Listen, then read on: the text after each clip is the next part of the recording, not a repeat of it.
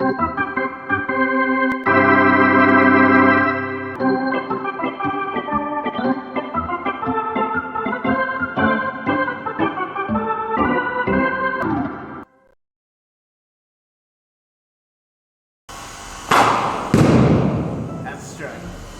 back to Baseball 101. Last time we talked about the object of the game, and this time we're going to talk about balls and strikes. So at the very heart of baseball is the duel between the pitcher and the batter. Fundamentally, the pitcher is trying to throw the ball past the batter, and the batter is trying to hit it over the fence. But the pitcher, while trying to disrupt the batter's timing, he has to fight fair. And that's where the strike zone comes in. The pitcher has to throw the ball into this strike zone in order for it to be recorded as a strike against the batter. And as we all know, 3 strikes and you're out. So where is this strike zone? So the strike zone extends at the bottom in the hollow of the batter's knee, and at the top it's midway between his belt and shoulders when they're in a natural hitting position. And of course, it's the width of the plate. But we have to remember that this forms actually a 3-dimensional box here, and if any part of the baseball touches any part of that 3-dimensional box, then that's considered to be a strike.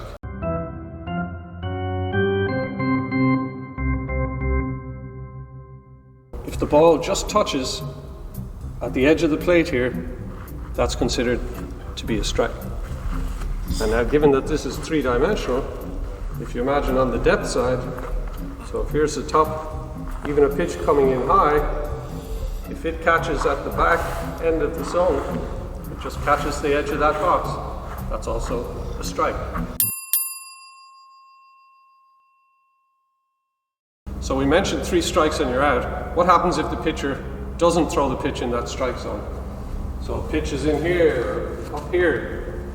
That's called a ball.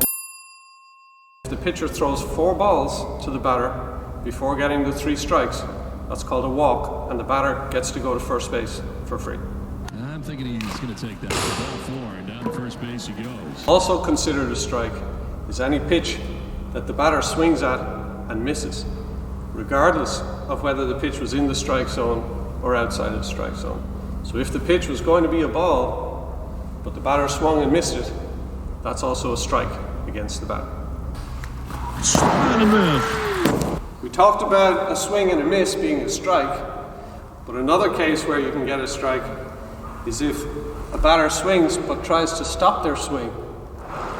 If in the judgment of the umpire they swung too far, then he'll call it a strike, even if the pitch was a ball. So sometimes you see, it's called a check swing. If a batter stops here, he's okay. If they go too far, break the plane of the plate or turn their wrists over, the umpire might say they went too far and that's a strike.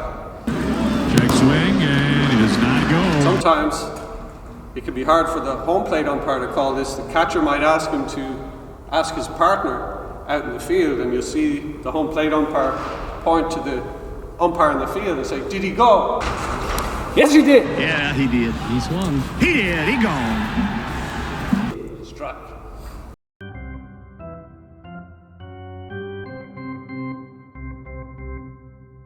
Okay, so as a hitter, when I get a good pitch, I want to hit that out into the field of play, not away behind me. In the first module, we talked about on the field of play, what are the foul lines? Okay, so the batter has to hit the ball out into the field between these 2 foul lines. Any ball that they just hit way out here is called a foul ball, and that counts as a strike against them. But there are some subtleties. So if they hit a ball and say it travels like this and it bounces here and then goes into foul territory, that's a fair ball. That's in play. But if it's before the base and it bounces in fair territory and then goes foul before the base, that's a foul ball, and that's a strike against them. The bases are all in fair territory, so if a ball bounds right over the base or even hits the base, that's also considered to be a fair ball.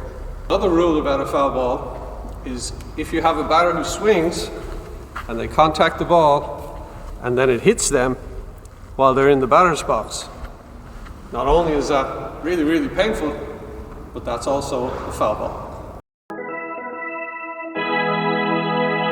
Okay, so there's a couple of tricky ones that sometimes confuse people. Okay, so if you hit a ball and it actually bounces in foul territory, but because of the kind of spin it has on the ball, it rolls back into fair territory. Again, if it's before the base, that's a fair ball and that's in play. However, if it somehow hit and bounced here and came back into fair territory beyond the base, that will be a foul ball.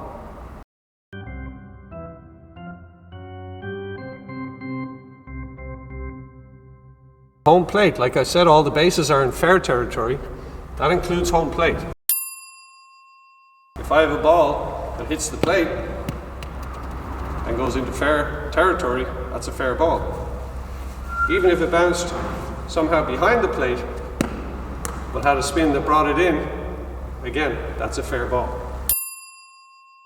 The last one we want to look at is, what if we hit a foul ball all the way to, if we have a field that actually has a foul pole on it and it hits the foul pole.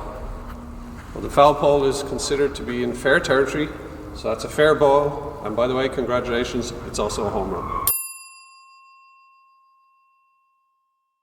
And now we'll finish with a pop quiz, something that happened in a game before, believe it or not. Line drive is hit straight back, hits the pitcher's rubber, and bounces out over there. What's that one?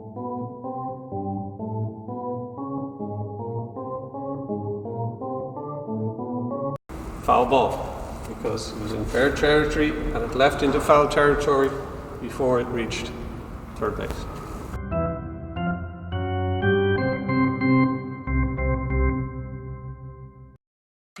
What happens when a fielder's involved?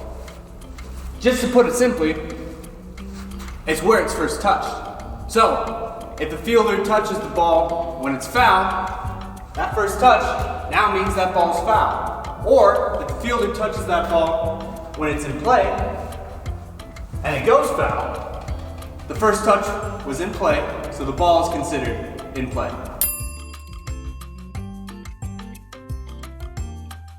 Let's consider a situation past the bases into the outfield.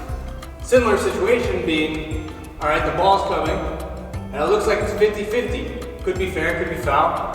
Right, and I'm on the fair side, and I touch this ball, it's still foul. Now granted it's a catch, so it counts as an out, but if I were to drop that ball, now it's just a foul ball, no matter where I'm standing. So even if I'm over here, I'm trying to catch that ball, it's in play, it's still a fair ball, even if I drop it.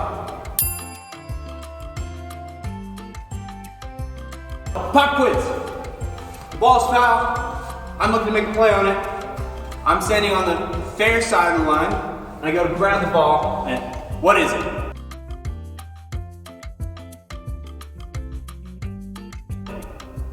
It's foul. Correct.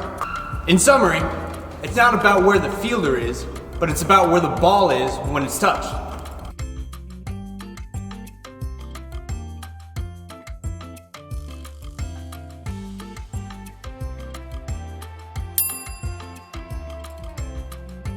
One further rule that again often confuses people is that on a third strike to a batter, the catcher actually has to catch the ball in order for it to be a strikeout. So if the catcher drops the ball, if there are two outs, or if first base had not been occupied by a runner at the start of the pitch, then that batter is entitled to run to first base. So even though they struck out, maybe they swung and missed, or pitch came into the strike zone, but the catcher dropped it, that batter is entitled to run to first base. At the start of a baseball game, we see the umpire saying to the pitcher, "Play ball." And at that point, the ball is live, the pitcher's free to deliver the pitch. And if a batter hits it or swings and misses, the ball's still alive. Runners can advance at their own risk at any time. An exception is when a batter hits a foul ball, the ball is dead. The runners have to return to the position they started the pitch at, and they're not allowed to advance, and the ball is not live again until the umpire once again tells the pitcher to play ball. An exception to that is if a foul ball is caught by a fielder before it hits the ground, then the ball is live. And again, runners can advance at their own risk. But if it's touched and dropped, that's a foul ball and the ball's dead. As we said before, a foul's a strike. However, there's this one rule in which baseball recognizes that hitting might be a little difficult. So, the third strike of an at-bat cannot be considered an out if it's a foul ball. So you can be up here all day, you have 2 strikes, as long as you're making contact with the ball and it's not going into play, you can keep going. On the flip side of that, if you hit the ball and make contact on that third strike and it goes directly back into the catcher's glove, it's considered a catch and an out.